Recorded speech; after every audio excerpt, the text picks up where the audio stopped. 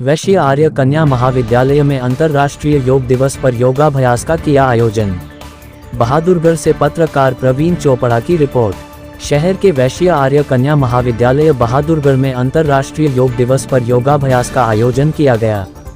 ये कार्यक्रम महाविद्यालय की एनएसएस इकाई व योगा विभाग के अंतर्गत किया गया।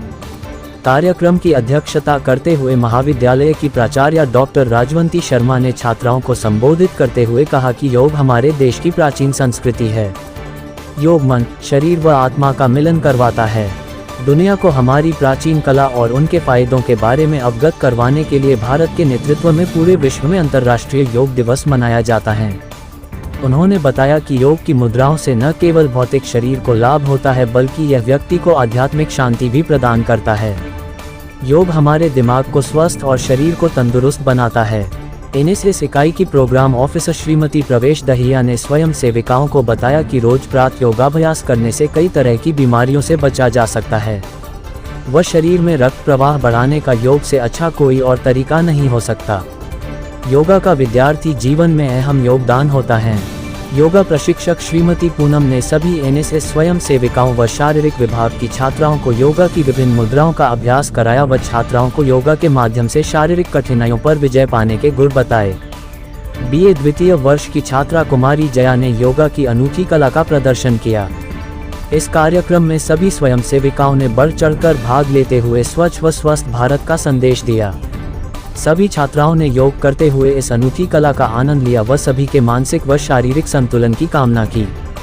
अंत में सभी छात्राओं का धन्यवाद किया गया। न केवल महाविद्यालय में बल्कि पूरे विश्व में अंतर्राष्ट्रीय योग दिवस को मनाया जा रहा है। योग दिवस को मनाने के पीछे एक ही उद्देश्य है कि जन जन तक ये संदेश पहुँचे कि योग एक ऐसी क्रिया है जिससे आप अपने शरीर को ही नहीं बल्कि मन को भी स्वस्थ रख सकते हो। हम सभी को पता है कि हम एक ऐसी रिच कल्चर हमारे पास है जिसमें पहले के टाइम में योग को बहुत महत्व दिया गया था। इसका वर्णन हमारे शास्त्रों में है। हमारे ऋषि मुनि योग के माध्यम से ही अपने काम करने की जो कैपेसिटी थी उसमें एक निरंतरता और जो काम करने की क्षमता है वो एक आम आदमी से अधिक योग के माध्यम से ही वो जनरेट कर पाते थे। अब समय ने करवट ली। कुछ लाइफस्टाइल इस तरीके के हुए कि ऐसा लगने लगा था कि योग जो है हमारी भारतीय संस्कृति जिससे जीवंत थी वो हम भारतीयों के बीच में से दूर होता जा रहा है। लेकिन अब जब हम योग दिवस को मनाने लगे हैं तो इसका उद्देश्य, इसकी महत्ता को हर आदमी को समझाना है, क्योंकि अगर मनुष्य का शरीर स्वस्थ है तभी वो अपना अच्छा अपने समाज को, अपने राष्ट्र को दे सकता है।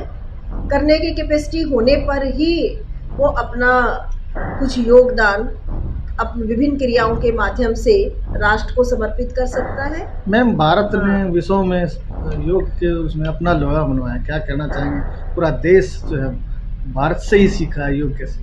बिल्कुल, योग का जो कॉन्सेप्ट है वो बिल्कुल भारतीय कॉन्सेप्ट है और आज न केवल हम भारतीय बल्कि अंतर्राष्ट्रीय स्तर पर विश्व में हर देश ये मानने लगा है कि अगर हम अपनी दिनचर्या में योग को शामिल कर लेते हैं तो पूर्ण रूप से हम न केवल स्वस्थ रहते हैं बल्कि एनर्जेटिक भी रहते हैं और बहुत सी बीमारियों से हम अपने आप को दूर कर पाते हैं।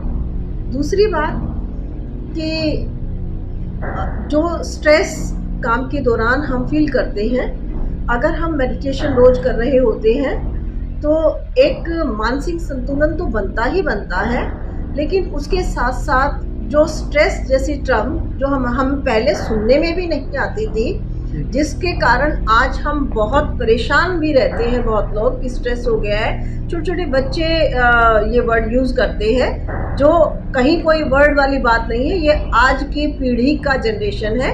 तो अगर हम मेडिटेशन हर रोज़ करते हैं तो स्ट्रेस जैसी कोई समस्या किसी भी एज ग्रुप के अंदर नहीं रहेगी। और जब हम मेडिटेशन करते हैं तो निसंदेह हमारी जो एफिशिएंसी है, जो काम करने की गति है, क्षमता है, वो तीव्र होती है। मैम, जैसे तनाव जब हो जाता है, योग काफ़ी अहम लाभ बताया गया है जिससे तनाव मुक्त हो जाता है। बिल्कुल। योग में विभिन्न प्रकार के योग होते हैं जो अलग अलग बीमारियों से संबंधित है, लेकिन जब योग है, प्राणायाम है, ये क्योंकि मस्तिष्क को भी क्लियर संदेश देते हैं कि हमारा मन स्वस्थ है। अगर जैसे हम सुबह सैर करने जाते हैं, बेसिकली जो प्रातःकालीन का समय होता है, सूर्योदय से पहले का समय है, उस टाइम पर जब हम वॉक करने के लिए जाते हैं तो अपने आप ही एक पॉजिटिव एनर्जी जो इंसान है, मनुष्य है, वो महसूस करता है।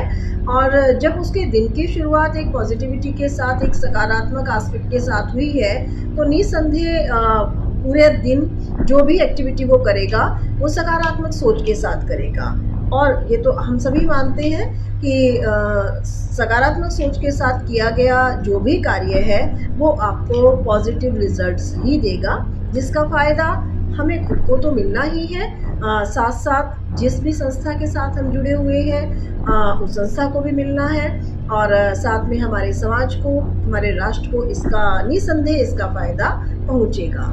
और जब सभी व्यक्तिगत, समाज और राष्ट्र सभी सकारात्मक सोच के आधार पर, एक स्वस्थ मन मस्तिष्क के आधार पर निर्णय लेते हुए अपनी दिशा निर्धारित करते हैं, तो उस देश की प्रगति को कोई भी नहीं रोक सकता है।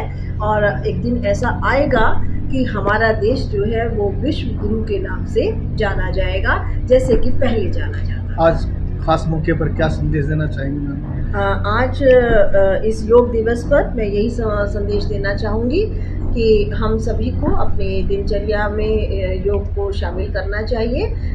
इसको एक बर्डन की तरह से ना लें कि अरे मुझे योग करना है, एक्सरसाइज करनी है, या मैं कुछ बहुत अलग से कर रहा हूँ तो इसके लिए मुझे बहुत अलग से टाइम की ज़रूरत है। बस एक ज़रा सा आपको टाइम मैनेजमेंट करने की ज़रूरत है, और उस टाइम मैनेजमेंट को करते हुए योग को आप अपने दिनचर्या में शामिल कीजिए।